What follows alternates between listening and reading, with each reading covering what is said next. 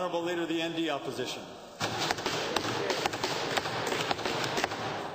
Yesterday, we learned about the dire strait of Edmonton's health infrastructure through reluctantly released FOIP documents. Today, we learned that information government does voluntarily release is misleading and disconnected from real infrastructure priorities.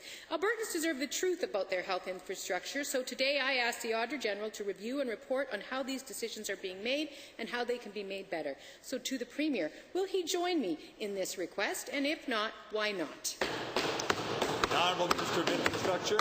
Thank you very much, Mr. Speaker. Mr. Speaker, as I've said before, I have made a commitment that every single report on our health facilities, Mr. Speaker, that is completed needs to be made publicly available, Mr. Speaker.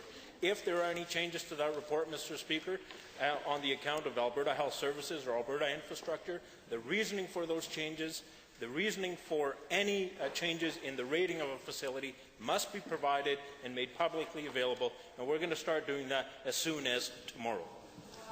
First supplemental. It's a little late, 40 years overdue. This government's clearly been playing politics with the health of Albertans by manipulating objective records of need. When it comes to the Ministry of Infrastructure's overall rating system, the information published appears to have a very distant relationship with the truth. So to the Premier, after decades of neglect and now in the face of this misinformation, why should Albertans trust you to build a snow fort, let alone something as important as our hospitals?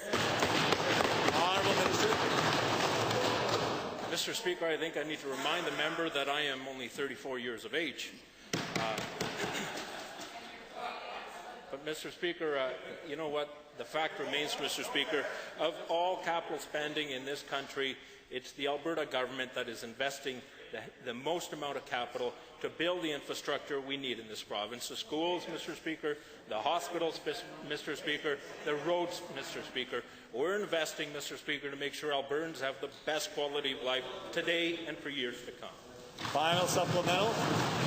Well, Mr. Speaker, of 18 rural hospitals that had their status arbitrarily changed in order to increase their priority, 14 are in ridings held by PCMLAs and 4 are in ridings the PCs lost by less than 1,000 votes. It seems when it comes to infrastructure needs, the government's willing to either dial it up or dial it down to suit the political purpose of the day. So to the Premier, don't you think Albertans deserve to have their health care needs put ahead of the government's own political objectives? And if so, why not just start doing that?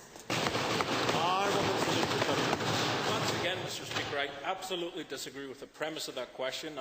It's very simple and very easy for members of the opposition to read articles in the newspaper and to quote them in question period. But, Mr. Speaker, I'd ask them to bring forward facts. I, on the other hand, Mr. Speaker, am willing to make every one of those reports public, so the public can know why anything was changed, Mr. Speaker, so the public will understand why ratings were changed, Mr. Speaker, and on a go-forward basis, Mr. Speaker, we will ensure any report that has disagreement in it is made public.